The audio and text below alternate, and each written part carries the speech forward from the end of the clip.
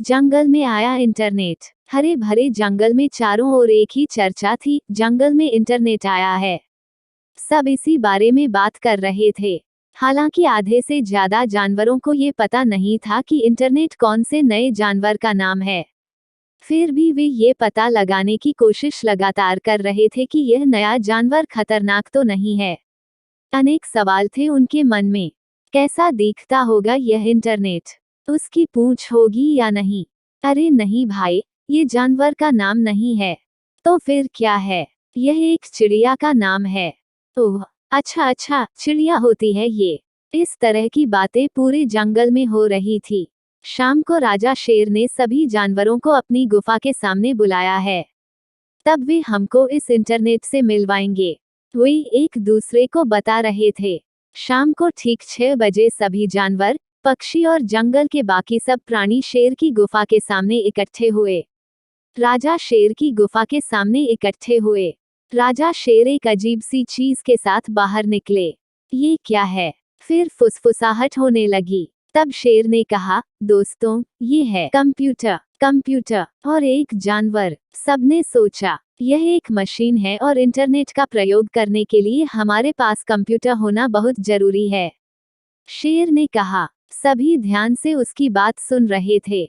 Internet के माध्यम से हम दूर दूर रहने वाले अपने दोस्तों और संबंधियों से घर बैठे बात कर सकते हैं। उन्हें हम पत्र भी भेज सकते हैं। पत्र भेजने के इस तरीका को ईमेल कहते हैं। यदि हम पत्र डाक विभाग के माध्यम से भेजते हैं तो उसे पहुंचने में 2-3 दिन लगते हैं, लेकिन ईमेल भेजने में बस कुछ सेकंड ही लगते हैं और सबसे बढ़िया बात है कि इसमें खर्चा न के बराबर आता है। शेर समझा रहा था। और क्या फायदे हैं इंटरनेट के? जानवरों ने उत्सुकता से पूछा।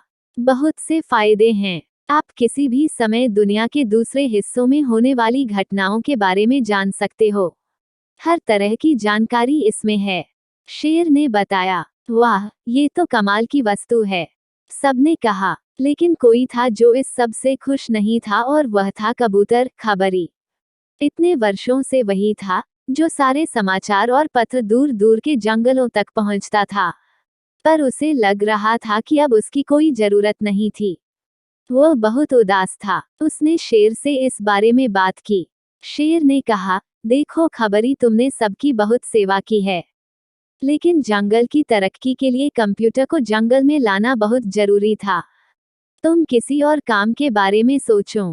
कबूतर उदास मन से अपने घर लौट गया। जंगल में धीरे धीरे सभी ने कंप्यूटर सीखना शुरू कर दिया। कि महीने ऐसे ही बीत गए। सब जानवर आजकल ईमेल भेजने लगे थे, इसलिए खबरी के लिए ज्यादा काम नहीं होता था। बच्चे किताबों से ज्यादा इंटरनेट पर पढ़ाई करना चाहते थे। पूरा जंगल जैसे कंप्यूटर पर निर्भर हो गया था। एक दिन बहुत तेज बारिश हुई। तेज हवा चली और बहुत सारे पेड़ टूट गए। उस गड़बड़ में जंगल के कंप्यूटरों का इंटरनेट से संबंध टूट गया।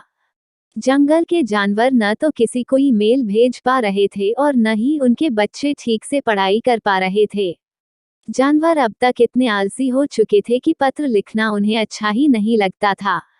तभी एक दुर्घटना हुई। हिरन का बच्चा दौड़ रहा था, वह एक पेड़ से टकराया और उसके सर पर गहरी चोट लगी। जंगल के डॉक्टर साहब उल्लू जी किसी का इलाज करने दूसरे जंगल में गए हुए थे। समस्या थी कि उन्हें कैसे बुलाया जाए। इससे पहले तो उन्हें ईमेल भेजकर संदेश दे दिया जाता था, लेकिन अभी तो सारी व्यवस्था टूटी हुई थी। हिरन के माता पिता रोते हुए राजा शेर के पास पहुंचे। राजा भी असहाय था, करे तो क्या करे। तब खबरी ने कहा, मैं बुलाकर लाऊंगा डॉक्टर को। आखिर पहले भी तो मैं ही यह सब काम करता था। सबको बहुत तसल्ली हुई कि खबरी आज भी उनकी मदद करने को तैयार था। तो खबरी उड़ा और कुछ ही देर बाद डॉक्टर उल्लू जी वहां पहुंच गए। खबरी के कारण ही हिरन के बच्चे की जान बच पाई। अब खबरी की बारी थी सबको समझाने की। वह बोला, मैं मानता हूं कि जंगल का विकास जरूरी है, लेकिन हमें अपने पुराने तरीकों को भूलना नहीं चाहिए। हम सभी टीवी में समाचार सुनते हैं, लेकिन अखबार में समाचार पढ़ने का मजा ही कुछ और है। ऐसे ही कंप्यूटर का प्रयोग करें, लेकिन हमें उस पर पूरी तरह निर्भर नहीं होना चाहिए। क्योंकि मशीन तो मशीन ही होती है, क्यों ठीक कहा ना मैंने। जवाब में सबने बस हाँ में सिर हिलाया। वे समझ गए थे अपनी गलती को।